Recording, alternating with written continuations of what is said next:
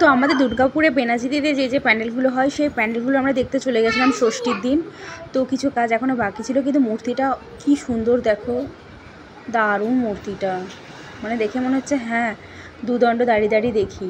তো এই প্যান্ডেলটা দেখার পর আমরা চলে গেলাম নেক্সট প্যান্ডেল বিধানপল্লী। তো এটাও খুব সুন্দর করা হয়েছিল। তারপরে আমরা চলে গেলাম ধান্ডাবাদে দুটো প্যান্ডেল ছিল। প্রথমে দেখলাম আমরা এই প্যান্ডেলটা।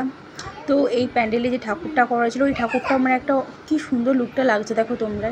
তো এখানে প্রসাদ দেওয়া হচ্ছিলো, তো আমরা সকলে প্রসাদ নিয়ে নিলাম, মানে গিয়েই আমরা মায়ের প্রসাদ পেলাম, আমরা খুব লাকি ছিলাম।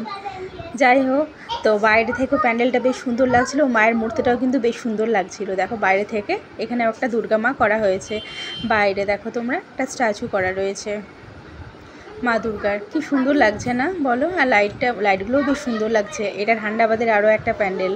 তো ধান্ডাবাদ থেকে বাইরে বেরিয়ে আমাদের ইচ্ছে হলো একটু ঝালমুড়ি খায়, ঝালমুড়ি আলু কাঁচা যা ছিল, মানে যেগুলো আমরা আর কি আমাদের স্কুল লাইফে খেতাম সেগুলো সব দেখতে পেয়ে গেলাম।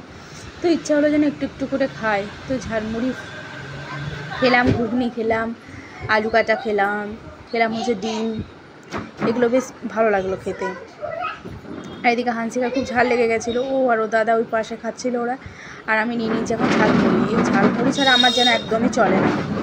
আর এখানে আমি হানসিকাকে বারবার বলছিলাম তুমি ফটো তোলো, কিন্তু ও কেন জানি না সেদিন ফটো তুলতে চাইছিল না।